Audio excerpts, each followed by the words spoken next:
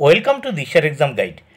প্রিয় চতুর্থ শ্রেণীর পরীক্ষার্থী বন্ধুরা, তোমাদের জন্য এই ভিডিওটিতে আমি আলোচনা করতে চলেছি চতুর্থ শ্রেণী অর্থাৎ ক্লাস 4 এর দ্বিতীয় পর্যায়ক্রমিক মূল্যায়নপত্র 2025 অর্থাৎ 2025 সালের সেকেন্ড ইউনিট টেস্টের বাংলা বিষয়ের প্রশ্নপত্র।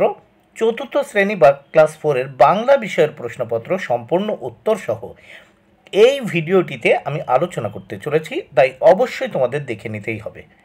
সম্পূর্ণ সিসিই পদ্ধতি অনুসরণ করে প্রশ্নপত্রটি তৈরি হয়েছে।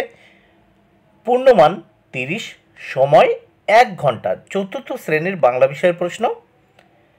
পরীক্ষার্থীর নাম এখানে রয়েছে, এখানে তোমরা তোমাদের নাম লিখবে। ক্রমিক সংখ্যার জায়গায় তোমরা তোমাদের পরীক্ষায় রোল নাম্বার লিখবে। বিদ্যালয়ের নামের জায়গায় তোমরা তোমাদের বিদ্যালয়ের নাম লিখবে।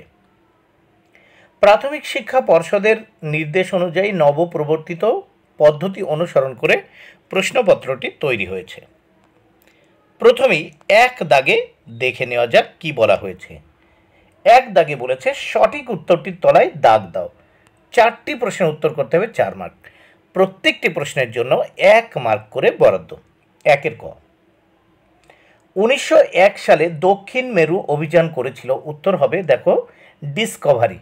দেখো ডিসকভারির তলায় আমি দাগ দিয়েছি, উত্তর হবে ডিসকভারি। খ, তুমি কোষে ধরো। উত্তর হবে দেখো হাল। হালের তলায় আমি দাগ দিয়েছি। গ, সপ্ত সাগর রাজ্য আমার। দেখো উত্তর হবে রাজ্য। ঘতে দাদু গাছ থেকে পড়ে অচেতন হয়েছে। দেখো উত্তর হবে গাছ। এবার নেক্সট আমরা 2 দাগ দেখব। 2 দাগের প্রশ্ন ও উত্তরগুলো দেখে নেব।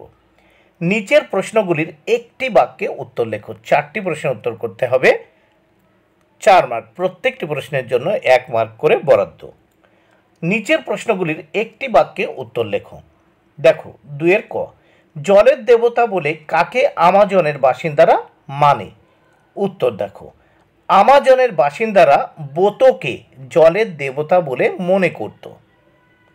2-এর খ, সত্যি চাওয়া কবিতাটির লেখকের নাম কি?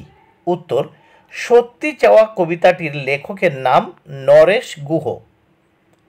2-এর গ, হোসেন মামা কি কি উপহার এনেছিলেন? উত্তর হোসেন মামা 1 কাঁদি পাকা কলা এবং 2টি কাঁঠাল উপহার এনেছিলেন। ঘ, টমবয় শব্দের অর্থ কি? টমবয় শব্দের অর্থ, টমবয় কথাটির অর্থ হলো দুরন্ত বা ডান পিটে ছেলে।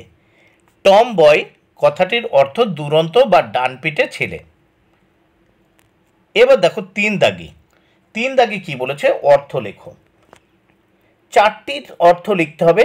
4টি শব্দ দেয়া রয়েছে এখানে। এই 4টির অর্থ লিখতে হবে, এর জন্য রয়েছে 4 মার্ক। প্রত্যেকটি শব্দের অর্থ লিখনের জন্য 1 মার্ক করে বরাদ্দ। প্রথম আছে 3-এর ক, কচি। শব্দার্থ হবে নবীন। 3-এর খ, নিশানা। এর অর্থ হলো নিদর্শন। 3-এর গ, আস্তানা। এর অর্থ হলো বাসস্থান বা আশ্রয়স্থল। ঘতে আছে সওদা। সওদা কথার অর্থ হলো পণ্য দ্রব্য ক্রয় বা বেচা। 4 দাগে দেখো বিপরীতার্থক শব্দ লেখো। 4টি বিপরীত শব্দ লিখতে হবে, এর জন্য 4 মার্ক। প্রত্যেকটি বিপরীত শব্দ লেখার জন্য 1 মার্ক করে বরাদ্দ। 4-এর ক, বালিকা বিপরীত শব্দ বালক। দুরন্ত বিপরীত শব্দ শান্ত।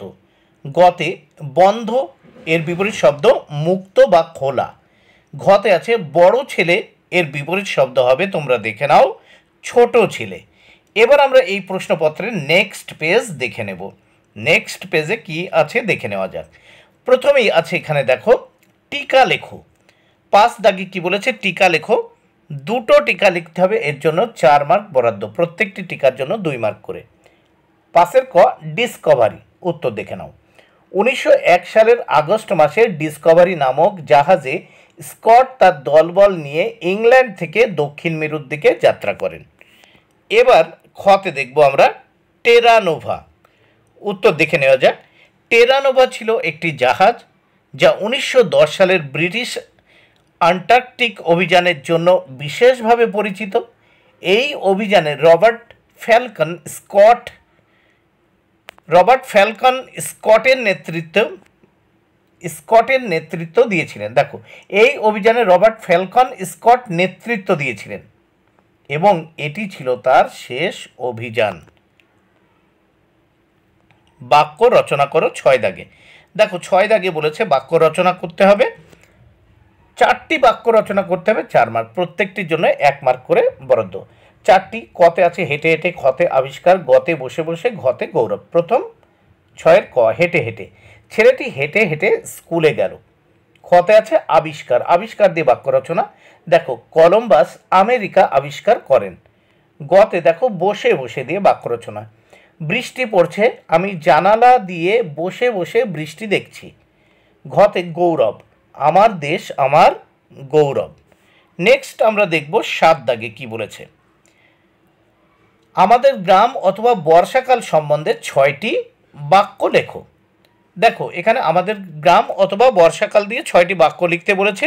আমি এখানে বর্ষাকাল সম্বন্ধে 6টি বাক্য লিখেছি। দেখো, বর্ষাকাল এখানে 7টি বাক্য দিয়েছি, তোমরা 6টি লিখবে। তাহলে প্রথমে দেখো, 1, বর্ষাকালে প্রচুর বৃষ্টিপাত হয় যা প্রকৃতিকে সতেজ করে তোলে। 2, বৃষ্টির কারণে খাল বিল নদী নালা ভরে যায়। 3, বর্ষাকালে সবুজ গাছপালা আরও সবুজ হয়ে ওঠে। 4, এই সময় বিভিন্ন ধরনের পোকামাকড় এবং ব্যাঙ দেখা যায়। 5, বর্ষাকালে শিশুরা বৃষ্টিতে ভিজতে এবং কাদা নিয়ে খেলতে ভালোবাসে।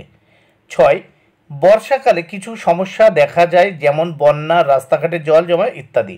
7, বর্ষা আমাদের জীবনে একটি গুরুত্বপূর্ণ ঋতু। বন্ধুরা, তাহলে প্রশ্নপত্রের উত্তর কমপ্লিট হয়ে গেল। ভিডিওটি ভালো লাগলে অবশ্যই লাইক, কমেন্ট, শেয়ার করো। Thank you very much. Keep watching my channel and my video.